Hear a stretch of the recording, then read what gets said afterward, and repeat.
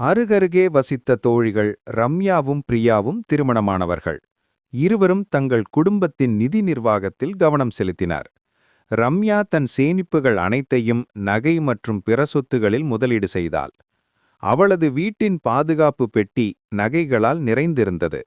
பிரியாவோ குடும்பத்தின் எதிர்கால பாதுகாப்புக்கு முக்கியத்துவம் கொடுத்து மருத்துவ காப்பீடு, ஆயுள் காப்பீடு போன்ற பாதுகாப்பு திட்டங்களிலும் பிற சேமிப்புகளிலும் முதலீடு செய்தாள். ரம்யாவின் சொத்து மதிப்பு மிக வேகமாக வளர்வதை பார்த்து சிலர் கேலி செய்தாலும் பிரியா தன் முடிவில் உறுதியாக இருந்தாள்.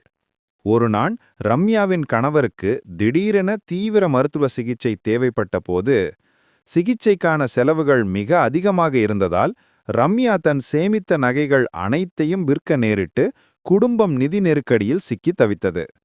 அதே நேரத்தில் பிரியாவின் குடும்பத்திலும் இதே போன்ற ஒரு மருத்துவ அவசர நிலை ஏற்பட்டது. ஆனால் பிரியா குடும்பத்திற்கு ஏற்கனவே மருத்துவ காப்பீடு எடுத்திருந்ததால் சிகிச்சைக்கான செலவுகளை காப்பீட்டு நிறுவனம் ஏற்றுக்கொண்டது. பிரியாவின் சேமிப்புகள் பாதுகாப்பாக இருந்தன. இந்த சம்பவம் ரம்யாவிற்கு ஒரு பெரிய பாடமாக அமைந்தது. நிதி நிர்வாகத்தில் பாதுகாப்பு எவ்வளவு முக்கியம் என்பதை அவள் உணர்ந்தாள்.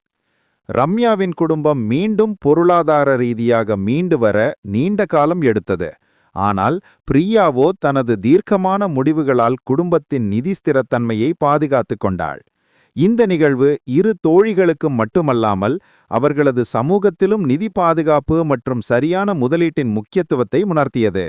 அன்பு நண்பர்களே, நான் நகையோ இல்லை வேறு சேமிப்புகளோ செய்ய வேண்டாம் என்று சொல்லவில்லை. ஆனால் அதற்கு முன்பு நம் குடும்பத்திற்கான பாதுகாப்பை உறுதி செய்ய வேண்டும். நம் குடும்பம் எந்த விஷயத்தை நாம் எதிர்கொள்ள முடியாதோ, அதாவது முக்கியமான 3 விஷயம். 1 வேலை இல்லாதது, 2 குடும்பத்தில் யாருக்கும் பெரிய மருத்துவ செலவு வருவது, 3வது குடும்பத்திற்காக உழைக்கும் நபரின் மரணம். இது 3இல் வேலை ஜாப் லாஸ் என்பது நம் கையில் உள்ளது. ஆனால் எதிர்பாராத விபத்துகளோ மருத்துவ செலவுகளோ இல்லை மரணமோ இது நம் கையில் இல்லை நண்பர்களே. அந்த எதிர்பாராத சூழ்நிலையிலும் நம் குடும்பம் நடுத்தருமுக வந்துடக்கூடாது. ஆகையால்தான் முதலில் குடும்பத்திற்கான முழு பாதுகாப்பு செய்துவிட்டதும் பின்பு நகை வாங்குவதாக இருக்கட்டும், வேறு எதிலும் முதலீடு செய்வதாக இருக்கட்டும், 2ஆம் பட்சம்தான்.